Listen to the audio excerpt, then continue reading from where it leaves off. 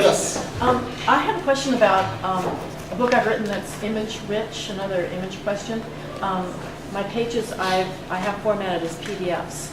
So does Smashword work with no PDFs? So it all has to be flowy in a word processing. Yeah. So PDF is kind of a dead end for ebooks. PDFs are a fixed format, just like print. PDFs are great if you're designing a print book. But for an ebook, you want to release the words, make them reflowable, and you can do that in any word processor. And some PDFs will actually allow you to extract the text. It'll come out pretty messy, and then you have to reformat it within Word. So the question is, can I explain pre-orders in more detail? So a pre-order is an advance listing of your book at all the major retailers up to a year in advance of your book being available for purchase. So let's say you're working on a book that you're committed to releasing 12 months from now. You can get that book up on pre-order today as an ebook, and we'll distribute it out there and get the listing at the major retailers. The power of pre-orders is that pre-orders enable more effective advanced marketing. So as you're communicating with your readers on Facebook, or you're talking with your friends, or in your email signature, you can mention that your book is available for pre-order now and allow people to purchase it.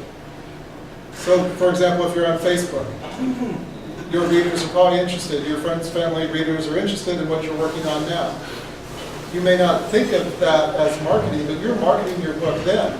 If you don't have the ability to direct them to a pre-order, then you don't have ability to capture that order at that moment you have the greatest interest. And many of these readers may sincerely intend to purchase your book in 6 months when it comes out, but most of them are going to forget. So pre-order allows you to capture the order at the moment you've got the greatest interest. And then pre-orders at iBooks work a little bit differently than at other retailers. Every pre-order that you accumulate during your pre-order time at iBooks credits toward your first day's sales when your book goes on sale at iBooks. So many Smashwords authors have gone live on first day getting credit for 3,000 orders or 5,000 orders. Those authors are hitting #1 in the iBook store. So it's a great chance to raise your sales rank, raise your visibility in the store on the first day. And anytime you can raise your sales rank, you're raising your visibility, you're making your book more desirable to readers, because readers use bestseller lists to identify their next read. So there are a whole bunch of other advantages to pre-orders. Oh, and I should say that the customers, the readers, aren't charged until the book is released to them. If you write series, you definitely want to have the next book in the series on pre-order. When the reader gets to book 4 in your series and they're loving your series, if they see a link that they can order the pre-order now, they're going to do that, and you're going to keep those readers on your train. Otherwise, you're going to have a lot of those readers bleed off. So it's I think every author, every prolific author who's writing at least 1 book a year should always have at least 1 book on pre-order. If you don't make your publication date, you can change your release date really easily at Smashwords. It's all self-serve.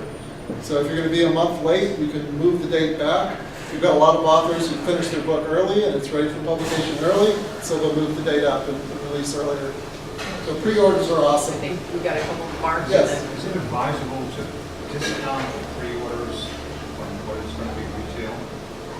Yeah, actually that's one of the marketing tips that I give for pre-orders. So let's say you're planning on releasing the book at a normal price of $3.99. You can price the pre-order at $2.99, and then in your advanced marketing, you can tell readers that, as your way of saying thanks for them ordering the pre-order, reserving it in advance, they're going to save $1. And then when the book goes live and is published for everyone, you're going to put the price back to the normal price of $3.99. Yes? Just a technical thing, if you get pre-orders, will whatever Smashwords or whatever, will it automatically send the book to the reader? Yeah. So Smashwords distributes pre-orders, but we don't yet support pre-orders within our store. But the major retailers do. So iBooks, Barnes & Noble, Kobo, Amazon as well. So if a reader purchases a pre-order, reserves a pre-order, then at midnight on that day that the book releases, the book appears in their library ready to read. In fact, this is another advantage of pre-orders for those of you authors who are using a distributor like Smashwords, or even if you're uploading direct to the different retailers. You know that it takes different retailers different amounts of time to process the book before they can list it for sale. And if you're a popular author, you're going to have readers screaming at you on Facebook when they see that readers at Amazon are reading the book, but readers at Barnes & Noble aren't reading it yet. By distributing your book as a pre-order, it gives all the retailers the time they need to process your book so they can all release the book at the same time. I'm a big fan of literary agents. I think agents are great. If you can find a good agent and you want to become a traditionally published author, then agents are great business partners to have. But if you can't get an agent, or if you're not interested in getting an agent's not necessary for you to publish. But if you're a successful author, even if you find success as a self-published author, I would encourage you to try to get an agent, because an agent can still help you maximize the full exploitation of your rights. They can sell international rights, they can try to get you movie deals and other subsidiary rights. But it's up to what works best for you. Okay, the question is there a typical path from self-publishing to traditional publishing? Yes, the answer is yes. If your self-published ebook is selling well, then you're probably going to get contacted by agents or directly by publishers. Amanda Hawking is an example. She got recruited away by a publisher. We lost her to a publisher. She still publishes some books with us. I mentioned Kristen Ashland.